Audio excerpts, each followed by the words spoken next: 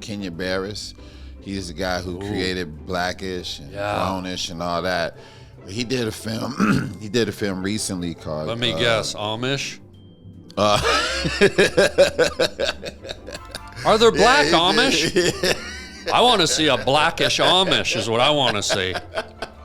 And I want to see it at about 7-ish, if that's okay. Is there black Amish? I think we just created a new show. Created a new show, right? Black Amish-ish. Yeah. Oh, my God. Let's put a barn up and celebrate. God. Dude.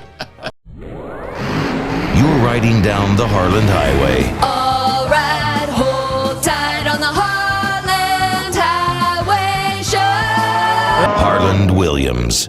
Yeah. I need them because I have to play a few little, themes. Does it look weird with me not having them and you having them? Buddy, you look weird no matter what you do, okay? Come on, party. You son of right out of the gate, a slam.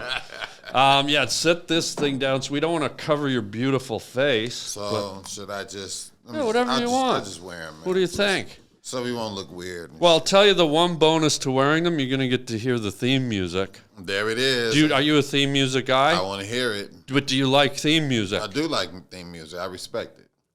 Oh, on a scale of 1 to 10, where are you with theme music respect? I'm about a good 6. Okay. Let's see if this theme music amps up your level at all. All right, let's go. Ladies and gentlemen, well, now that's right. You're on the Harland Highway podcast, and this is the theme music.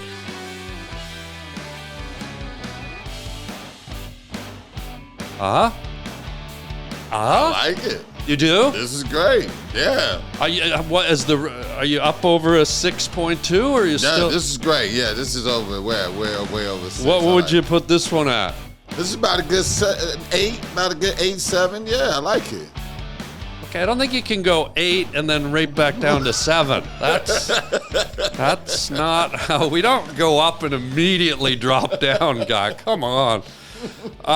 Folks, DEON COLE is here. Come on. Oh, wait. Oh, wait, I got... Listen to this. Hang on. DEON COLE is here. That's your audience. Wait, no. DEON. The mysterious DEON COLE. There it is. Do we love that? What does laughter do for us? You're a comedian. You're a comedic writer. What is the actual sound, the audible noise of people laughing? Does that do anything to you? Is it? I don't know if we've ever examined that. I have no idea. I don't know why that shit is better than sex, man. Is it? That's what I was going for. Does this like laughing? Does it make you feel? It's better than sex. I know that much. Are you serious? Yeah, it is. Yeah, man. So wait a minute. If you're in Denmark and you got the red light district here and you got Johnny Wooden Shoes Comedy Club right here, you're going into the... I'm going to Johnny Wooden Shoes. You're going to get the laughs. Yeah, I'm going to Wooden Shoes. Dude, you better pull that chapstick out again and put another layer on because that is not the right answer, okay? Laughing is fun, but holy God, when you're riding high on a Thursday night at a Motel 6 in Bakersfield, I'll take that over any Three Stooges festival.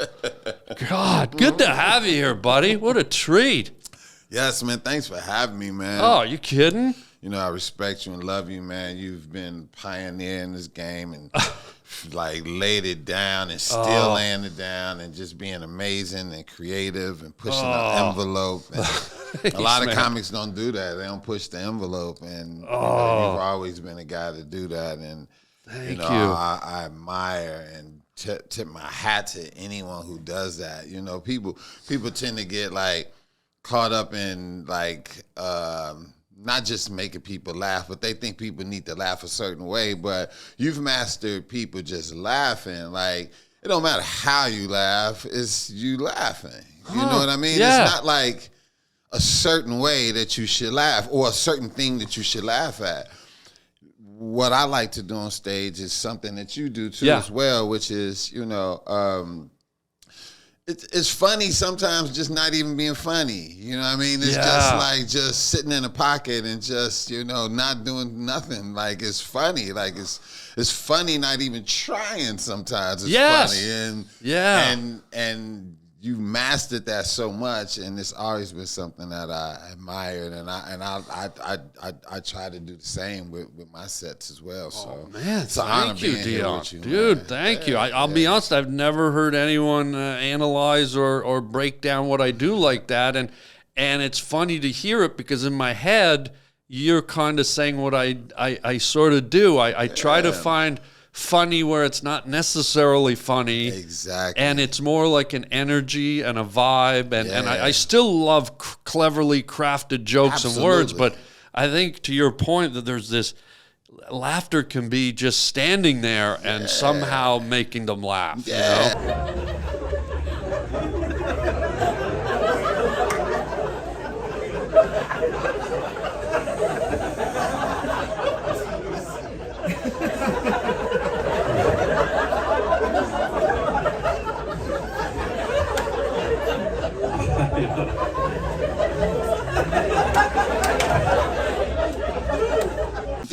I mean, just standing there, even asking them what they laughing at. It's hilarious. And I've seen you do it, where you be like, what are you laughing at?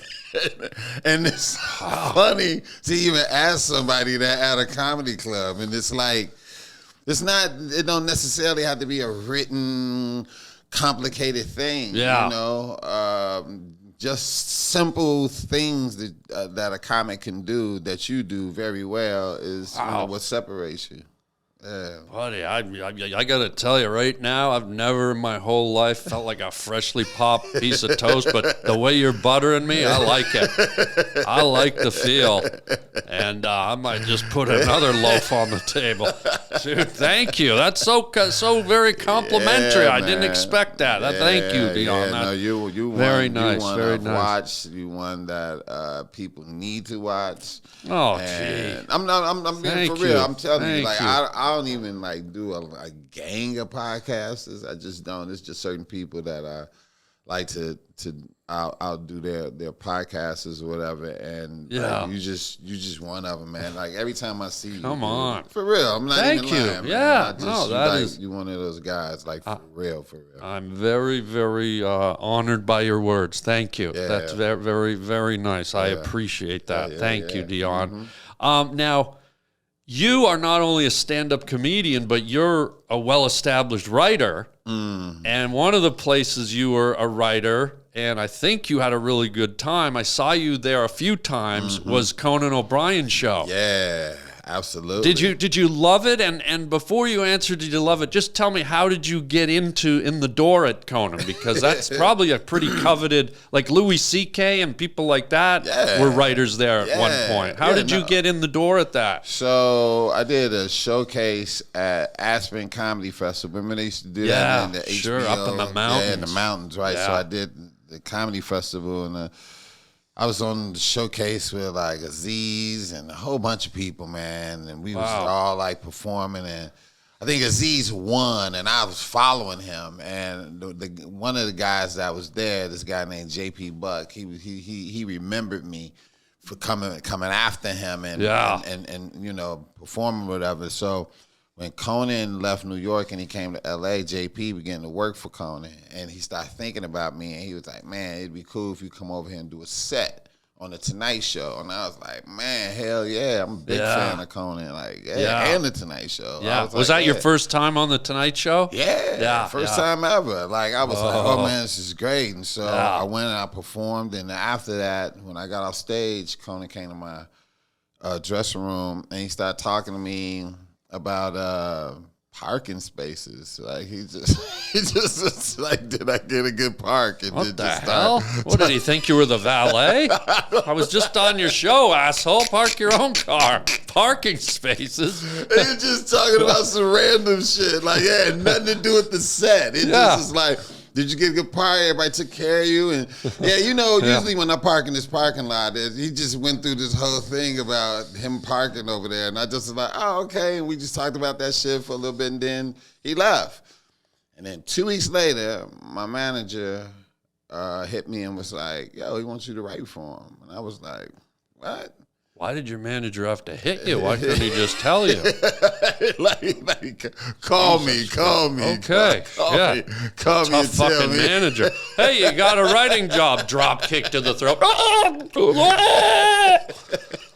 Thanks, boss. Jesus, Gonna guy. make us some money. Yeah. I was going to take the writing job, but I need to get a tracheotomy now. Thanks. Right, and by the right. way, if you golf, you're not going in there.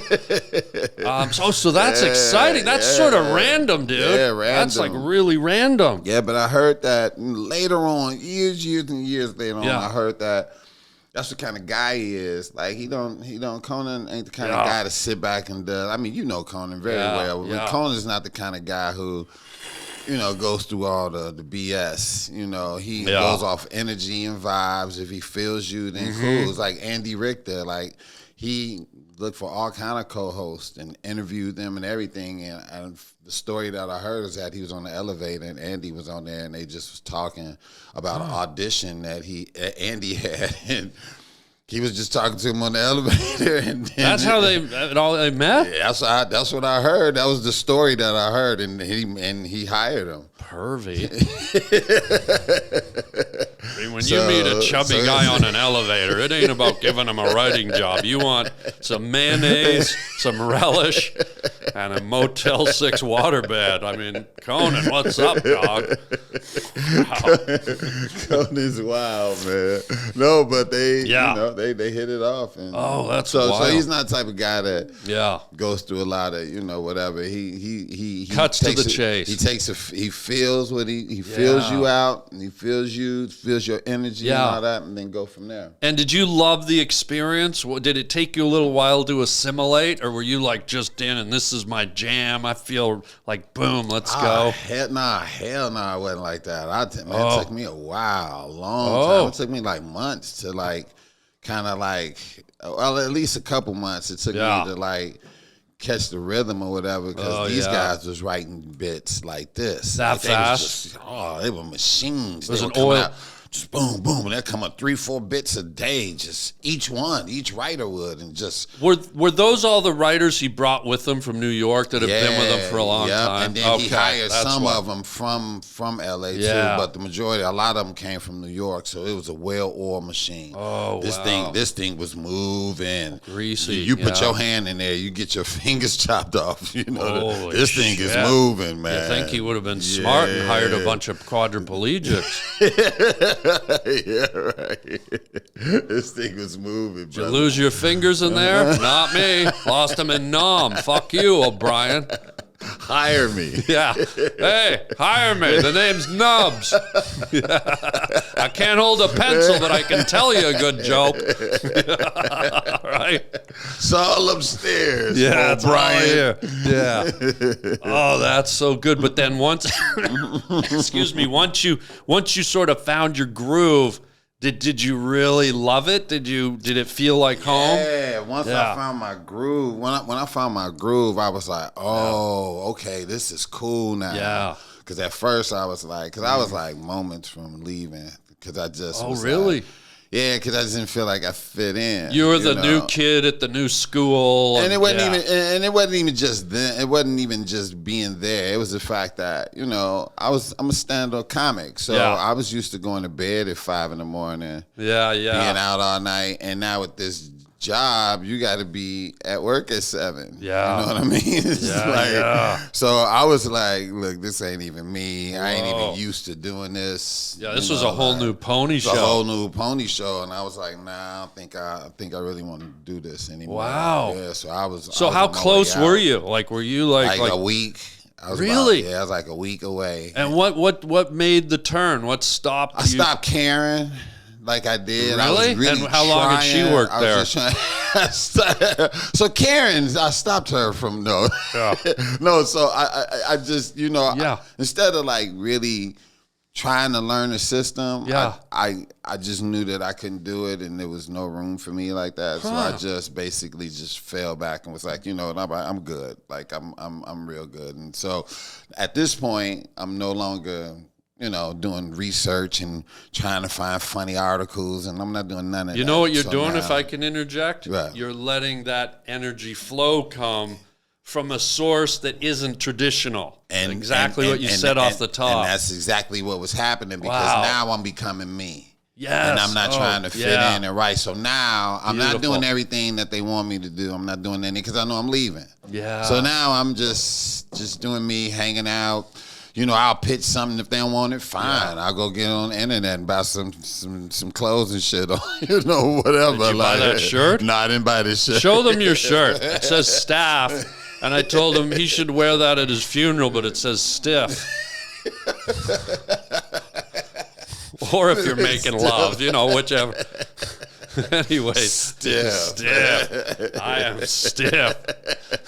On the back, stiff staff. You're like a new Dr. Seuss character. You like to fuck, but you're also in charge because you run the place. So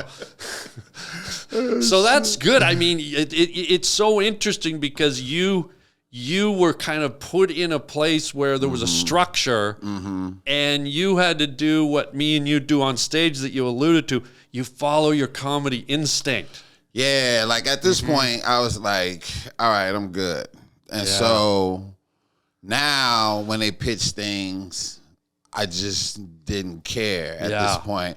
And one day they were pitching this skit for Andy Richter. Oh, here we go. And because Andy's German, so they was pitching this thing called Oktoberfest, and I didn't know what it was at the time. Yeah. I didn't at the time. I had no idea. Yeah. And when they was pitching it, I was like, "What's that?" And they Yeah. was telling me it was a drinking day for like German people. Oh, yeah. German, and I was like, "That's some bullshit." And they was like, "What?" And I was like, because everybody got drinking day, but black people don't have a drinking day. You got Cinco de Mayo, St. Patty's Day, you got Oktoberfest, and the black people ain't got drinking day. I was like, that shit is terrible. And don't forget, you got my dad drinking every day. Yeah, dad drinking every day, right? I mean, that's a day, isn't it? That's a day. That's every fucking day. Several days. Yeah. Right? Oh, so it was just almost a throwaway comment, and they went, wait a minute, that's kind of funny. And that was like, they would like write it up. That's so cool. And I was like, what? Ooh, right. And then I was like, and they was like, yeah, I wrote it up and I was giving it to Conan for Conan to talk about. Right. On the show. And Conan read it and he thought it was hilarious. And then he was like, no, you do it. And I was like, oh, like do what? And he was like, you gonna come out and you say this. Yeah. And I was like, okay. Yeah. And did that shit and lights out. I was going to ask you about that next because you did go on to be a performer on the show too. You became part of the stable of regular comedic guys. Yeah. But I want to tell you a story. This is a compliment back at you.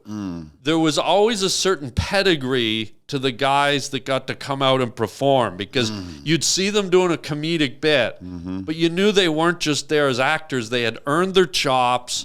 Conan had to have liked them. Conan had to have seen something. Yep. And when he put you out on camera, I think you were kind of in the upper echelons of the writing, and you pulled it off and you carried it, and so good for you. Thank you, That's man. so cool. Yeah. It was like at that moment, it was like a switch. It was a switch because we did it again.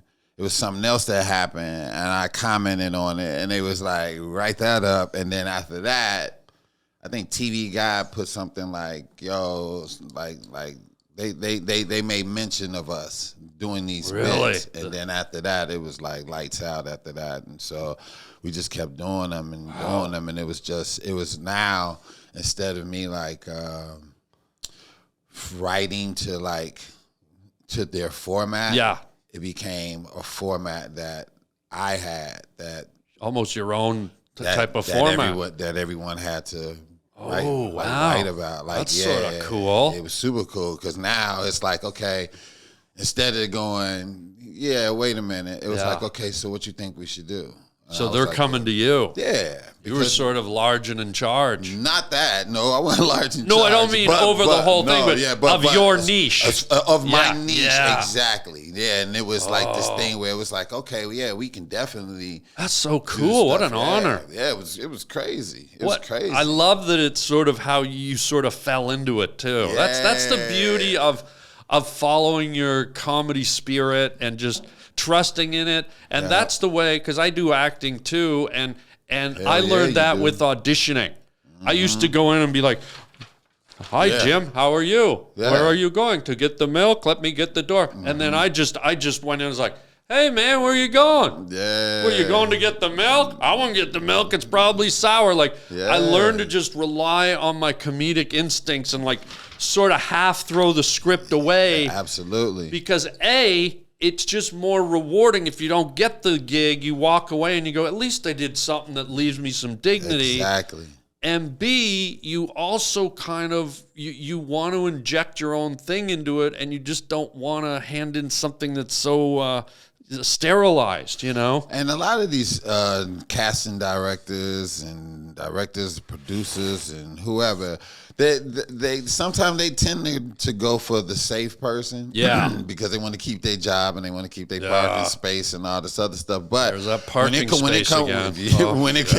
When it comes to a comedian, you're selling yourself short if you don't allow him to add his own, touch to it. You know, and a lot of them, they hire you and then they tell you to be the way they want you to be. And it's like, well, why do you even have me here if you don't want me for who I am in my mind and let me put a spin on the script that your nuance. Yeah, that's what I do in all my movies. I respect my directors. I respect the words. I respect the cast, the crew. I respect the project, but I'll do one off the book, and then every take after that, I just go, what am I going to put? I don't even ask for permission. As you should. I just go. As you should. I'll tell you what, I'd say in 80% of my movies, stuff that I just riffed and let come out is in the movie and did well in the movie. Like the people loved it. So it's a really interesting thing from a comedian point of view as a stand-up and an actor that you should rely on that. And it's good to have, directors and producers who take a chance like that. One of my favorites is Kenya Barris. He's the guy who created Blackish and Brownish and all that. But he did a film. He did a film recently called. Let me guess, Amish. Are there black Amish? Yeah. I want to see a Blackish Amish is what I want to see. And I want to see it at about 7-ish, if that's okay. Is there black Amish? I think we just created a new show. Created a new show, right? Black Amish-ish. Yeah. Oh, my God. Let's put a barn up and celebrate. God, dude, I want to harvest some gourds right now and rub them all over both of us. That's so funny, man. No, but Kenya's great. Kenya's great with allowing you to ad lib. He's great with allowing you to ad lib and do things. And I'll be honest, in TV, it's a little tighter. To ad lib in TV, it's very because tight. Everything's sort of on. Well, I don't know if it wasn't a 3-camera show. It was single camera, right? The Blackish. Was it single camera? Was it? No, it was. It was single. Yeah, it wasn't in a studio with the 3. So that's easier. But when you're doing a sitcom and it's 3 cameras, it's tough to improv because everyone's going off their mark, and it's just a much tighter thing. But in a movie, you have a lot more room. So that's cool. So did you improv a lot when you did your lines? Yeah, and it stuff? was just like what you were saying. Like Let it rip. You do script, definitely do script because they have fantastic writers. Yeah, you got to respect that. Yeah, it was fantastic writers, and then they'll let us play, and then they'll let us riff, and a lot of times, a lot of stuff that we riff, we got down. And look, pay these writers and actors, please. Oh, this writer's strike. Please, can we get this over with? Well, can I tell you, I'm very passionate about the writers, because I'm a writer too. You are. Yeah. And I'm very passionate about this writer's strike, and I got into some trouble. I don't even know if there's going to be a lawsuit or not, but I'm so passionate about the writers and the strike. And if you do any writing inside of the strike, you're a scab. You're a scab. Yeah. And so I don't want to see anybody doing any writing. And so I took it a little too far the other day. About 2 days ago, I went down to the picket line to join my brothers and sisters picketing. And there were some actors and some writers walking around, and they had the signs. And one guy had this beautiful sign, and I'll never forget it. I said, oh my God, what a sign. It said, "We will not back down. We are writers. We are one." And it was so powerful. And I said to him, who wrote that? And he goes, I did. And I said, well, it's a fucking strike, asshole. And I punched him in the face. Fucking scab. Not on my watch. Fuck you, asshole. What the fuck you doing writing? Fucking writer. Writing a sign in the middle of the writer's strike. See how you write in the hospital there, Crab Claus McGinty. Broke both his hands. He won't be writing for a while. I think I smell a writer's award for you coming. Thank you. I don't want an Emmy. I don't want an Oscar. I want a Golden Globus. Just because I like the sound, and it's also the thing I find in the corner of my eye when I wake up in the morning. There's another Golden Globus. Now, let me ask you this, because I want to get into, like, sometimes writing and being on shows like that, as much as there's harmony, it can also be contentious. And as writers, we have egos and we have our creativity. Was there ever a sketch that you did that you loved and Conan or the writing staff just said, no, we don't like it, and you had to let it sit, but you knew inside? Was there ever one that stuck in where you just went back to your office and you're like, yeah, hell yeah. What was it? This one bit, right? Here we that go. I wrote where I wanted Conan to come out and do the whole show in a Steve Harvey suit. Right. Like buttons all the way down to his knees. Just the clothing? The suit. Just the suit. Oh, his suit. Yeah, because he wears those suits with the tie and everything. Yeah, okay, and these long suit coats. Yeah. So I wanted him to do like the whole show. Steve Harvey suit. Yeah. Suit. Because doesn't the edge of his suit come almost to the top of his knees? Yes. Oh, that would be funny. Had all these buttons. Yeah. And he wouldn't do it? Everybody was dying at rehearsal. Yeah. Everybody was dying laughing. Yeah. And he just smiled and took the coat off and was like, next. That's simple. Like, okay. All right. Now, my next follow-up question was there ever an instance where you went back to your office and you were actually like, it sounds like this one made you mad, but did you ever like get into it with anyone and sort of have a verbal like, hey, come on, man? Nah, I never got that far. Nah, never got. Because that can happen. That. Sometimes you find a piece and you but for whatever reason, it doesn't always go down.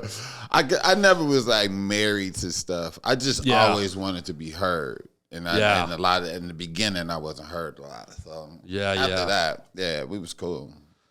Hey everybody, check out my merchandise at harbling.com. Yeah, most people just slap some letters or images on a t-shirt or a hoodie, but not me. Yours truly. Guess what? I draw my own designs. At harbling.com, you can see tons of my hand-drawn t-shirts.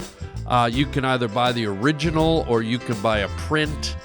And man, oh man, wear them loud and proud. I love making these designs for you guys and keeping it personal. So check out the whole catalog. We got hoodies, we got coffee mugs, we got t-shirts, you name it, it's there at harbling.com. Get your Harland original design, wearable art at harbling.com today. And thank you for your support. And I'll just keep the groovy images coming. Okay, so earlier, can I ask sort of a vanity question? Yeah, go ahead. Because for maybe 25 years now, I've done the late night talk show circuit from Letterman to Conan to Leno, all of them. And I've never really got to sit down with someone from behind the scenes. And I must have done Conan, I think, 20, 25 times over the years. Yes, you did. And I'm just curious. It's not so much vanity, but I'm curious. And you might not even remember, you might not have been around at that point, but was there ever a time when you knew I was coming, and what was the vibe? Like when certain guests, like when I was coming, it was just, oh yeah, Harland's coming. Or was there ever like, oh, Harland's, I guess I just, in a weird way, I want to be a fly on the wall. Was there any extra amount of excitement, or was it just another day at the office and here's another guest? So depending on who it is that come there, like, people get super excited. Yeah. They be like, yo, Clint Eastwood is coming on, or something like that. Yeah. Everybody was going crazy. So that's what they did with me? No, they did not. Everyone was like, Harland's going to be here. I was like, oh, that's cool. I'm going to check it out. And everybody just made sure they watched it, but wouldn't nobody like come downstairs and like take pictures with you or nothing like that. You ever do an interview and you ask a question you wished you never fucking asked? No, you know what? I appreciate the honesty, because I always wondered, like me and Conan. So I wondered if there's ever like, oh, Harland's coming in, but no, everybody's always excited because no one knows what you're gonna do. Right. So everybody's always like, oh Yeah. shit, what is he gonna do? That's today? true. I would always. So everybody wanted to know what you were going to do. Right. So everyone watched. Oh, cool. But then there are some people, when they come on the show, everybody's running to the green room to take a picture with them. Oh, and yeah, shake their yeah. hand and say hi yeah. to them and stuff like that. Oh, definitely. Clint and Yeah. Bruce Willis. I remember one time Halle Berry was on the show. And what'd you do? I was there the day before. I just sat in the green room. You the day camped before. out? Yeah, I was there. I You had a camped out. sleeping bag and I sat everything? there earlier and just waited, and she whizzed right by. And Really? yeah, just went in her dressing room, and I was able to say hi to her, but then that was it. There was no. No, it was nothing else. No, You didn't No, ask her out. You didn't slip her a note. No, You didn't. No. That was it. Now you know how I feel when I went to the show and nobody gave a fuck that I was there. How about that? And I didn't even camp out. I showed up a half hour ahead and still got what you got. No, you were so great though. I'm telling you. No, I'm kidding. We had a blast. You just no one never knew what you were going to say and do. So that was always amazing. I'll be honest, Deon. There was an element of my show that I didn't know. Like I always, it's again going back to what you said right off the top about not knowing. You guys at the show, you made us go through what the material was. But like I said earlier about in my movies, I improvise or at the auditions. So I always came in with about 20% where I just went, you know what? I'm going to let the vibe carry me. And whatever I say to Conan, or whether it's something physical or whether it's something verbal, I'm not going to filter myself. And so that always made it fun for me. And it also, I think it heightened the level of comedy because I knew I was allowing myself to just go wherever my comedy instincts took me. So it was fun. It was fun. And it showed, it showed that you was just, that's why I said that was the beauty of it. Like the beauty of it was you was never rehearsed, you were like stupid funny. So it wasn't just like you was just coming off the cuff.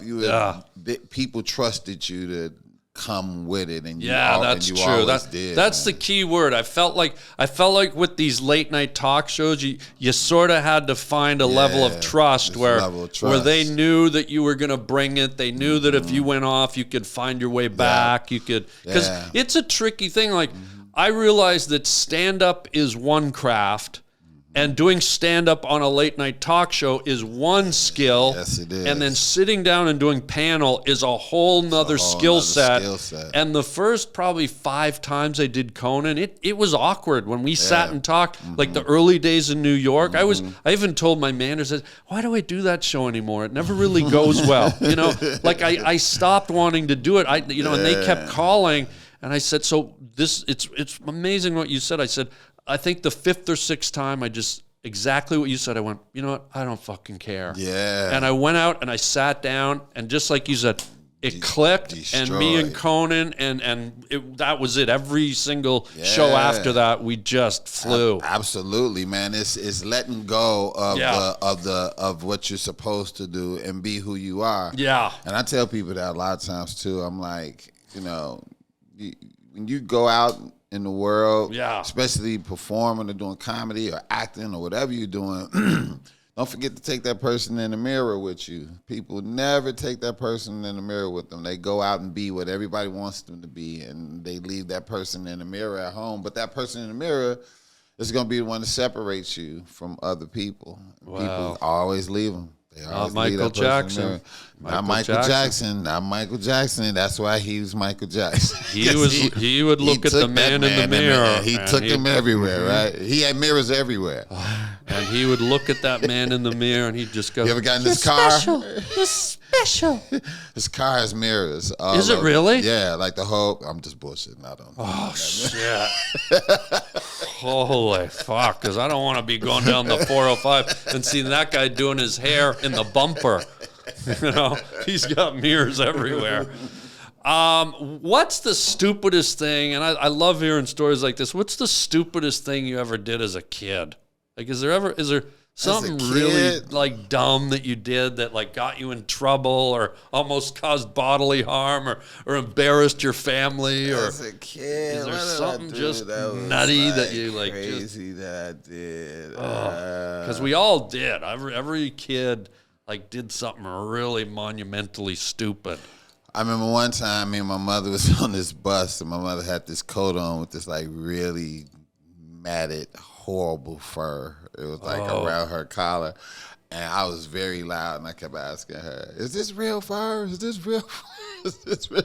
This is back in the like 70s when everybody was wearing it, but I just kept saying, it was so embarrassing to her. She was just like, she just kept. And was it a shawl or was it the whole coat? It was just fur around the coat. Around the collar. I just kept being so loud, like, Mommy, is this real fur? And she just like pinched my skin off. Where did she pinch? Was it under the arm? Oh, yeah, on the was arm. it? Yeah, absolutely. That's the place that hurts, right?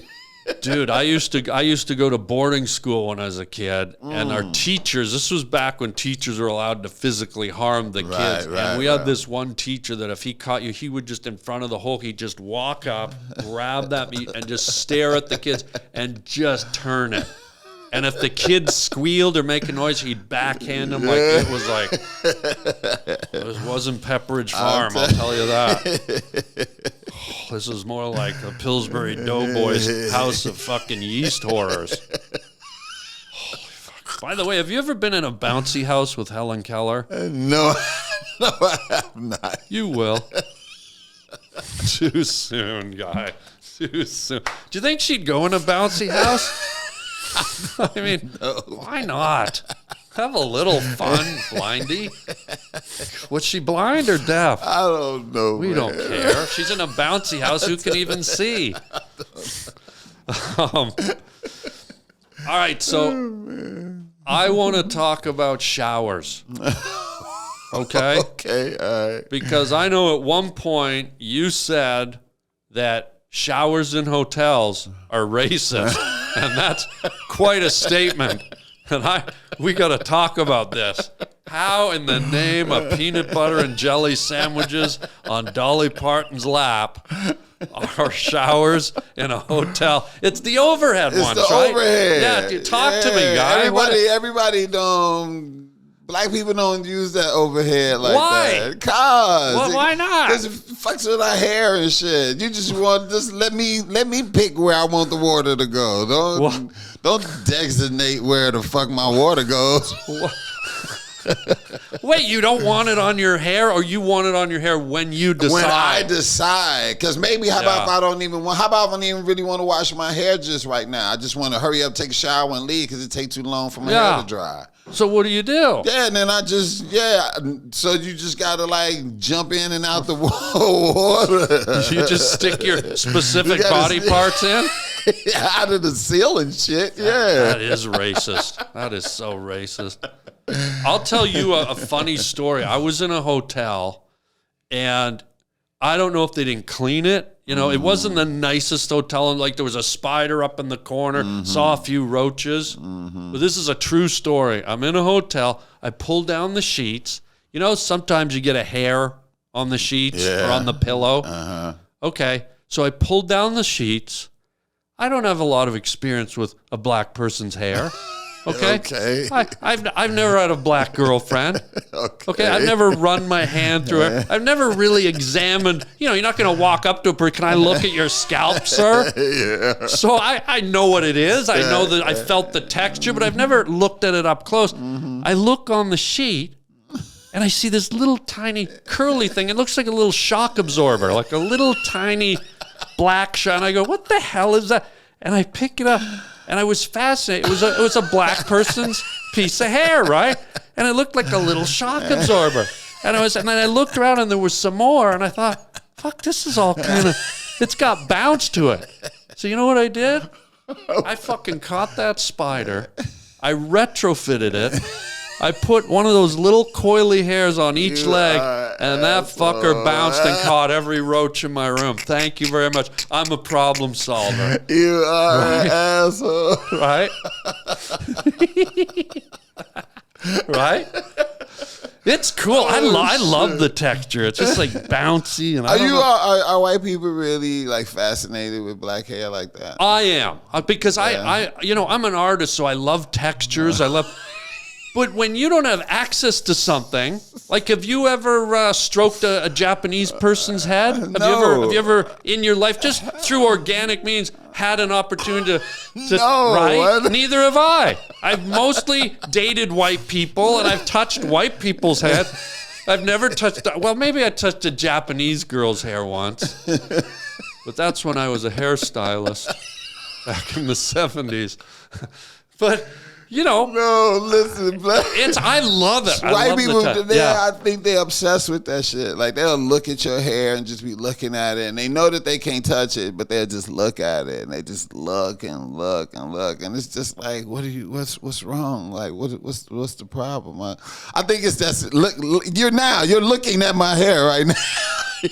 Dion, I'd really like to touch it, friend, if you don't mind. No, the black community will get in my ass if I let you touch my hair. Well, could you at least pull me a piece? Come on. I would not pull you a piece. You want to touch my hair? No, I do not want to touch it. What the hell's wrong with my hair? That is some creepy shit. I know. Yeah. Wait a minute. I think I have a bag of my... Here's a bag of my trimmings. Here's some of my hair trimmings. I cut them out for you. That actually is my hair. Oh, God damn, I know what's happened. Welcome to the Jeffrey Dahmer podcast. Oh, my God. Oh, you are so silly, dude. I got to say, though, talking about your body and your physicalness, you're a sexy dude. Can I say that? Like, I've always thought you had... No, I'm serious. I thought even on Conan, even when it's hard to do comedy and kind of have a sexy presence, you're kind of a sexy dude. I'm not into guys. I like girls, especially Japanese ones, because I can't touch them. But you got a bit of a vibe going, buddy. You don't think so? Not really, nah. Just see, that makes it even sexier that you don't see it. Oh, it's humble. You got the smile. You got the beautiful teeth. No, come on, guy. No, I'm just chilling, man. No, not anymore. You're getting laid off this podcast. You're getting laid real hard. Probably in the same hotel I was at. Yeah. Dude, what is sexy to you though? What is like sexy to Dion Cole? Because even your name's sort of sexy. It's sort of jazzy, Dion Cole, like jazzy. Dion Cole. No, Harland, no. Yeah, it's you got this. You're embarrassed because man. That's what makes you even sexier. All the ladies right now are going, oh, he doesn't even know he's sexy. That makes him even more desirable. I want to roll him around and flower. Yeah, dude. You are silly as hell. What's man. sexy to you, though? Man, I don't know. Just, see, being out in LA, man, you see beautiful people all the goddamn time. Everybody's beautiful. Everybody's working out. Everybody's beautiful. Yeah.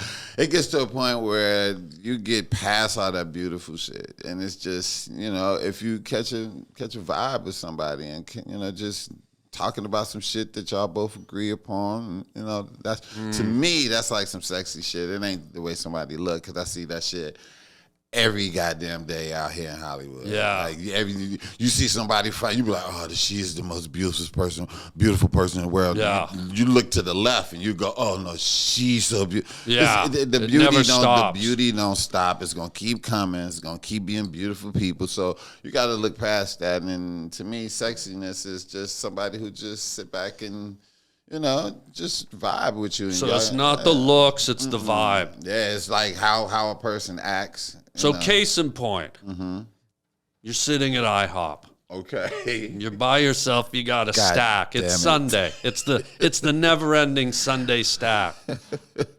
A girl slides into your booth right across from you.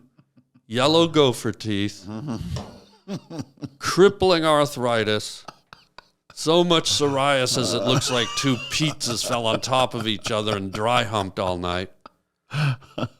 But she's telling you everything you want to hear. Is Daddy going home from IHOP with Madam Gnarlface? No. Well, then somebody at this table is a liar. I'm saying that it just don't stop there. Like, that's not the sexiness. Yeah. That's a nice looking person is the get in where you go, that catches your attention. Yeah. But then that still ain't the sexiness to me. It's what a person says and does, after that. But yeah, the look of a person allures you, and then I go right into what are they talking about, what are they doing, and if they I get it. I'm out. Yeah, I know. I'm just messing with you. But that's hilarious, though. But is there, and everyone has this, is there a trait on a woman that, like some guys, the eyes or the bridge of the nose, or sometimes it can. I've been out with girls where it's just the way they stood, like the posture, and I'm like, oh, I like the way she stands. Yeah, no, it's like a woman's walk is amazing. Yeah. Like definitely her walk, her smile. Yeah. All of those things are good. Things to look at. Walk is an interesting one. Yeah. I remember in high school, in college, Richard Gere was the big thing, an officer and a gentleman and America, all these. And I asked a few girls, I go, what is it about? Because I never thought, I'm a guy, but I thought he's sort of handsome, but I didn't get, and I asked a few girls, I go, oh, it's the way he walks. The way, and that never entered my way. I go, the way, and then I kind of looked at him and I went, yeah, he just kind of does have that swag, he has a walk. A walk is something. See, you got one time to make a first impression. One time into not if you're stuck in a revolving door. No, but yes, you do. Yes, you do. The first time you see somebody. Okay. When is it my turn to write a funny joke and not get slammed? Son of a bitch. I'm like, the first time you see him in a revolving door. No, but for real though, you gotta capitalize on that. And so the way you walk, the way you carry yourself, and all of that, that's the alluring thing about people. And then after that, the big test is right after that. Speaking of walking, be honest. DEON COLE, I'm asking you to be honest here. Have you ever parked in a handicap spot? Yes, I have. I've done it before, to use the bathroom. So you shit in a handicap spot? These people don't have good legs. And when they step on that, DEON, it's just, the wheelchair wheels will just spin and spin. How dare you, sir? No, I had to use this so bad, and there was nowhere to park, and I had to run into this restaurant. Was it a loaf or a lemonade? No, it was just lemonade. No. Oh, it was just the lemonade? And I had to pee so bad, and I just pulled in the park, and I ran in to pee, and I came back. And what was it? Was it a Home Depot or a restaurant? That was a restaurant. Which one? Restaurant.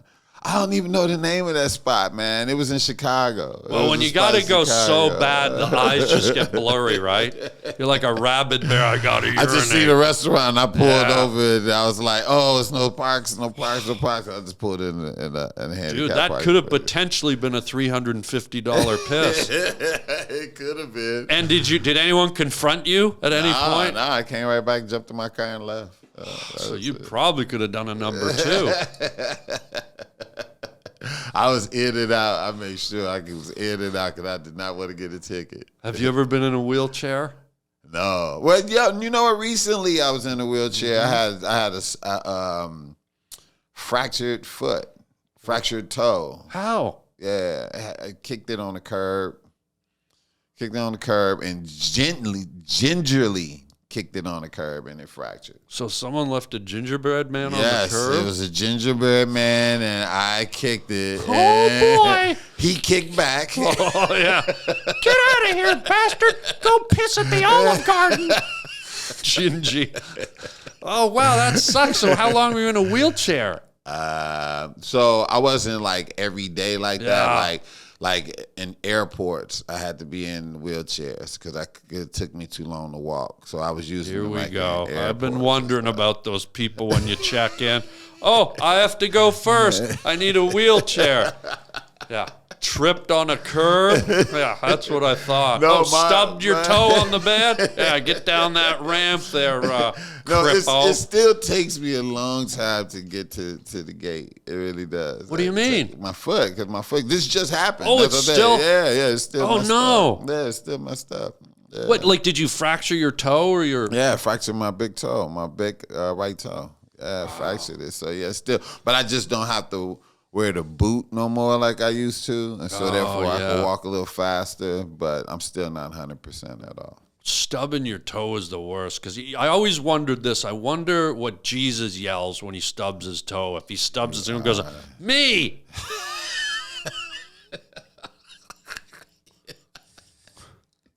For those of you that aren't following on, everyone else goes, "Ah, Jesus Christ."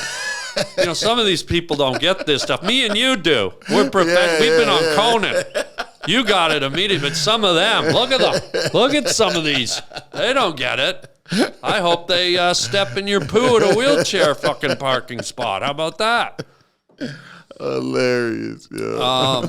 Buddy, we got one more segment I want to do with you, but before, so we don't lose anyone, please plug anything you want to tell the folks about your social media, your upcoming stand-up tour, any specials or books? Let them know. Yes, I'm at DEON COLE, DEONCOLE on Instagram. Follow me on Instagram. Yeah. And everything. And I have a new tour called My New Normal Tour. It's going on right now. You can go get tickets at DEONCOLE.com, DEONCOLE.com. Yeah. Get tickets. We're going all over. The whole country? Yeah, the whole country. Oh, yeah, nice. Yeah. How long's the tour? It's going to probably go from now until the top of the year, to top of January. Oh, nice. Yeah, so it's going to go into then. So. And you have just so if people want to check too, you have a great Netflix special that they can look at too. When did that come out? Well, I can't promote nothing right now because of the stuff. So I can't. Then let me do it. Please watch his new Netflix special called "I've Never Liked My Sister's Gingivitis Gums." It's a wonderful, talks about spiders and hairs and taking giant loafs in the wheelchair parking areas. You're going to love it, gang. Yes, that's exactly right. DeonCole.com. Yeah. Anything you want to know about me and anything that's going on with me, just go to DeonCole.com and just... or go to DEON COLE on Instagram. You can see everything. But the tour, My New Normal Tour, get the tickets now. Come on out, man. Yeah. We're having a great time, man. Yeah, go see DEON for sure. Yeah. Isn't it so funny that in a strike, it's like you can't even promote? I forgot about that. Crazy, right? Yeah, it's just quickly, because we're in the thick of it, I feel like it's, I think maybe 3-4 months it resolves. But what's your vibe of talking to your friends? what's your sense of where it's going and when it ends? I don't know, man. Yeah. I've been hearing at the top of the year, that's when it's going to end. Yeah. And I heard something recently that they're talking, and maybe something that's going to be, finalized in about a couple weeks or whatever. But, I mean, the way I look at it is, these studios and stuff, it's kind of wild to me that they would have the audacity to not even pay the writers, or the actors, when it starts with them. Yeah. You wouldn't have no crew. You wouldn't have no multi-million-dollar budget. Nothing. You wouldn't have none of this stuff if it wasn't for having the word first and then getting the actor to sign on to it in order for you to get everything else. So if you need these two things in order for you to stay in business, I would think that you would pay them. And the money that people are asking for, it's nothing like crazy. It's just we trying to get what's deserving to us or whatever. If all these streaming sites and all these other sites, if they can raise their money every 3 months or every year, what makes you think that we shouldn't be doing it? Because you're raising your money because of inflation or whatever. That's what all the networks and everybody's doing. If you can raise your money, what makes you think we shouldn't raise ours in order to compete with today's, economy? Yeah, and you're not asking to be trillionaires. You're asking to be able to eke out a comfortable, healthy living. Exactly. Look, first of all, and I know this, and a lot of people need to know this. They never gonna pay you enough to be their neighbor ever. So just know that. So at least pay us enough to make sure that we can come home and our wives and husbands and kids and everybody's okay. You have a wife and a husband? Yes, I do. You really need a job. Yes, I do. Get this kid writing. Holy fuck, a wife's a load enough, but a husband too? That guy's so demanding. God, she's a great guy. She's a great guy. She's so demanding. Yeah, but right now, just quickly, is it affecting you currently in a writing or acting job? Like, is something you're doing on hold right now because of the strike? Oh yeah. Oh, really? It's affecting me tremendously. Oh wow. Yeah, it's affecting me really bad, to be honest with you. Yeah, because well, lucky you were able to do this for free. Yeah. You're the place to go for free. So let everybody know that. Yeah. Anybody want to come talk some shit for free? Just Harland's the guy, man. It's an easy paycheck to read, just 4 zeros. Well, dude, I hope it resolves. Just quickly, I'll say that's the one saving grace. Not only do we love stand-up comedy, but I've found that no matter, because there was another strike before, and even when you're an actor or a writer, those jobs come and go. But when you're a stand-up, you can kind of map out your whole year touring.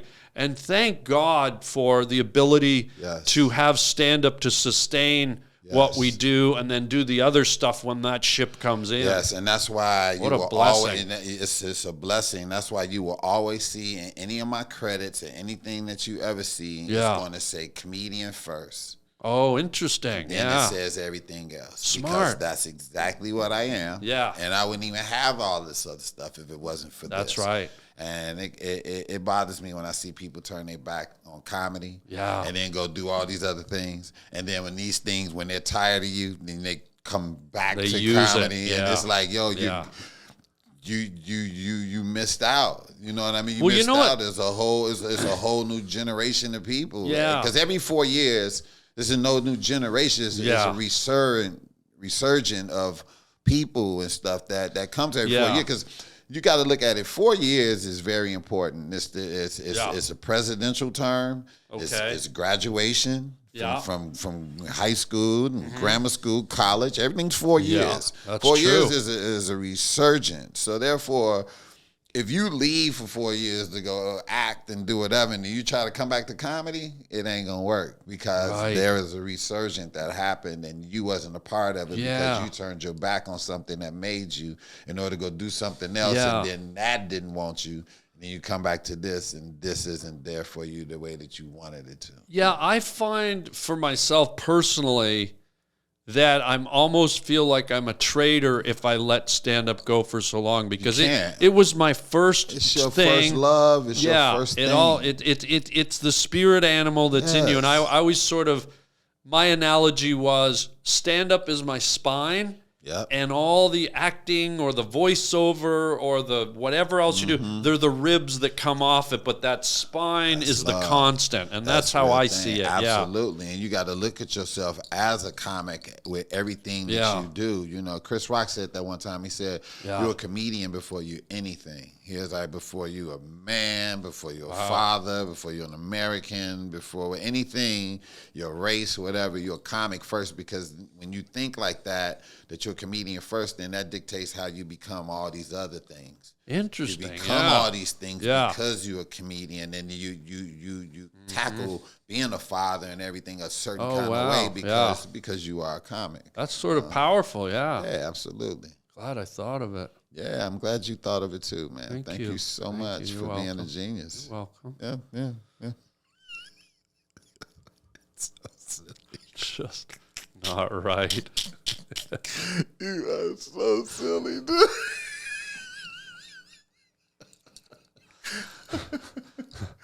Oh God, man. I'm just gonna marinate in your laughter. It feels good. That deep wheeze that you do, it washes over me like a manatee's saliva in the middle of the night. You are the worst. All right, you ready for the final bit? I think you'll like this. Let's do it. We do this with every guest, Dion. Let's do it. It's called Words from a Wooden Shoe. Oh, God. And this is an authentic Dutch clog, okay? Okay. And inside there are words on pieces of paper. Okay. You just reach in blindly, grab a word, read it, and see if it elicits a story or a memory from your life. Something you could share with us. So, Words from a Wooden Shoe. Okay. DEON Cole. Here we go. How did you think of this bit? I don't know. I just had these shoes kicking around. Do you want to hear the real story where these shoes came from? Yeah. Because it sort of relates back to the late night talk shows, and then we'll look at what we were. Okay. So I used to do Letterman a lot, and I always used to like to go on Letterman and surprise him. One time I took out a purse. One time, I was always doing something. And I had a friend that was going to Harland. And I knew I was doing Letterman in 3 months because they always book you in advance. I said, I'm a 10.5. When you're over there, buy me a pair of wooden clogs, because I knew I was going to wear a beautiful Italian suit and walk out with wooden clogs on and sit on the chair with them. And it was, it was just a right. And then I sat down, I crossed my legs so that my foot was just sort of wiggling in front of him. And the first he goes, well, Harland, looks like you're wearing some wooden footwear there. And I loved it. So that's where the origin of this came from. That's hilarious. Yeah, so what's your word? And see if it brings up any memories or stories. What do we got? Principal's office. Oh, here we go. Here we go. Let's see, the story of Principal's office. Oh, yeah. I remember one time. It's going to be good. It's really basic. I cut school, and my mom came to the school, and they told me to come down to the principal's office, and I seen her. And it was a woman? My mother? Yes. I meant the principal, but I'm glad we cross-checked that your mother isn't a great guy either. So the principal. The principal is a woman too. What was her name? Principal's I don't always even remember my principal's name. That's her name. So she was Indian. No. That's a North American Indian name. I don't remember her name. Well, I went down there and saw my mother and thought I saw a ghost. And my mother did not say one word to me. She just looked at me, and just the look alone I felt like I was being beaten in the head. Like, she didn't say one word. We drove home. They told me I was suspended for a week. We drove home. She didn't say nothing. She didn't say nothing that whole week. She just went in the house and went in her room. And I just was like waiting, like she just would not speak to me. And I was so hurt, but. And did that lead to you going to the principal's office every week? No, because my mother's not telling me anything. I can do whatever I want. No, perfect. I straightened up right after that. Yeah. So wait, so when you walked down to the principal's office, she was already sitting there? She was just sitting there. In the office or like In outside? The office. She was already sitting there. So in it was the her office. and the principal. They had already been talking. For her to even get off work to go up there, they had been talking, and I didn't know. And what was the crime? What did you do to get hauled into the principal's office? Do you remember? I cut school. You I cut school. So you skipped. Yeah, skip. And where'd you go? I was just hanging out with Downtown? my friends. No, not downtown. Just hanging out at one of my guys' house. And his father and mother, they were at work, and we'd just hang out there. So you were just at the house. You were at somebody's house. Yeah, but it was a bunch of us who skipped. It was probably 6 of us. We all just skipped school. And Well, you could have, since you're at someone's house, you could have but said, but hey, we Mom, but I we was did being it. We homeschooled. did it a few times. Oh, here we go. We did Okay. we used to do it once every 2 weeks or something. We'd skip school for a day, and then I guess they had added it up. And man, What about Dad? Did Dad come in on the equation? no, my father, he wasn't around, nothing like that. No, it's just me. So and he my was moms. cutting school too. Yeah, he was cutting life. Where was Dad? He wasn't around. Where, no. what happened? Divorced? Nah, he just wasn't around. I mean, it's just. Wait, that's ambiguous. So he just one day wasn't around, like he abandoned the family? Yeah, he just wasn't around. Yeah, he just. Wait, how old were you when Daddy disappeared? 5, 6. Oh, my Yeah. heart just broke. Yeah, nah, hey, look, man. Oh. That's the thing. That's the thing about I mean, it's probably like that with white families and all that. No, but it's just. There's fathers everywhere with white families. We even have some of the black ones, too. You wonder where they are. They're with us. They're with you, right? Yeah. God damn it. No, Ted, go. No, it's just, Yeah. man, look, man, you don't know what you don't know. You know what I mean? You don't. I don't know. You don't know what you don't know. So I don't know. whatever love he had or whatever, Yeah. who knew that I was missing it? Because I never had it like that. But in a way, too, and this is kind of a sad way to come about it, but Right. in a way, when maybe your father leaves or there's abandonment, do you ever get introspective and go, wow, that really sort of toughened me up for life? Like knowing that entity that, Yeah, absolutely. like, did that build character, so to speak? Yeah, it's like without having him there, then you have to find other means and other people that become father figures. Oh. And so therefore, that's what you do. You end up being around them, and instead of having one father, you have several. So Was that's there why one- I was okay, because I had father figures like my uncles, Oh, good. my friends' brothers, wow. people in the community. They were all like father figures. So, That's cool. yeah, That's so- almost better. Yeah, I mean, it was, it all works out. You know what I mean? Excuse me. Hello, Dad? Yeah, it's over. Well, maybe I do have a new father. Yeah, he's black. Yeah. Fuck you, too. If you need me, I'll be at the principal's office. Yeah. Wow, I kind of like that, having a whole bunch of dads. That's a lot of Dairy Queen.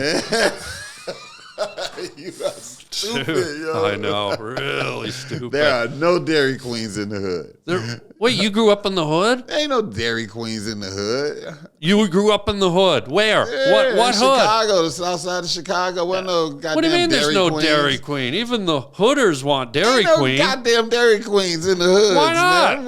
It ain't. Why not? People like ice cream everywhere. They do, but they don't have no goddamn Dairy Queens. Well, now you know what's wrong with the hood. We got an ice cream truck. Ice cream truck come through the hood. What? Dun, dun, dun, dun, dun, dun, dun, dun, dun, and then you chase that motherfucker down and grab you some ice cream. I need to know why there's no Dairy Queen in the hood. Why? Suburban areas got Dairy Queens. White neighborhoods have Dairy Queens. And you all hang out in Dairy Queens. Like, you eat your ice cream there hang out and admires each other's flavors and cones. And I've seen it happen. Yeah. Talking. Yeah. Can you just, in your sexy Deon Cole voice, just whisper peanut butter parfait to me? Please. I'll do the job. Peanut butter parfait. You are crazy, yo. Dude, so wait a minute. If I put a Dairy Queen in the hood, what happens to it? People just won't go? We don't like Dairy Queen. No, people will go. Well, then why isn't there one there? I don't know. Well, we better call Dairy Queen. Hang on. I mean, if I can call my stupid white dad, I can call Dairy Queen.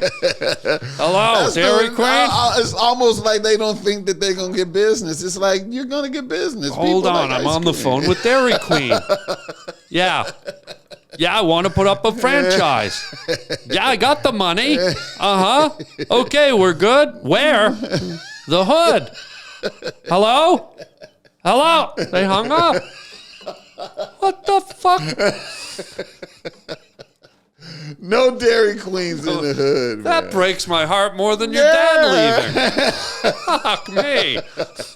I'm going to find your dad and take him to fucking Dairy Queen. Dairy Queen. Jesus, Deon. Just give me a dilly bar, something. Just whisper it, will you? It's the only thing I ask. No motherfucking Dairy Queen in the hood. Oh, wow. Dude, buddy, thank you so much for being here. Man. And if we ever collab on something like writing or something, I'd rather we go build a DQ in the hood.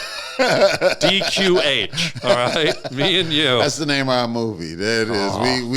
We come that together. Would be a good movie. We come together to build a Dairy Queen in the hood. Hey, if they can do Umar and Komar goes to White Castle, yes, we can do we this. Can do Harland and Deon build a Dairy Queen in the hood. Done and done. Let's hit the fucking Dairy Queen theme music.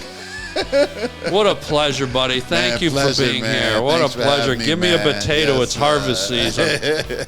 Ladies and gentlemen, Deon Cole, go and see him do stand-up. Check out his website, his Instagram. Catch him on the tour. It starts when? Yeah, it starts September 15th. Yeah. And, man, come on out, man. DeonCole.com, my new normal tour, man. Come check it out, y'all. Check it out. And Deon, congratulations on all your success, the acting, on Conan. And I want to say sincerely, those words you said at the top of the show about me, sometimes it's hard to hear a compliment, but that was very generous and nice, and that resonated with me. So thank you so much. I could tell. Thank you. Ladies and gentlemen, this is the Harland Highway. Deon Cole, thanks for being here. We'll see you at Dairy Queen, and until next time, chicken chow mein, baby. Oh, God. I just want to drizzle chocolate sauce all over myself. Dairy Queen me up, buddy.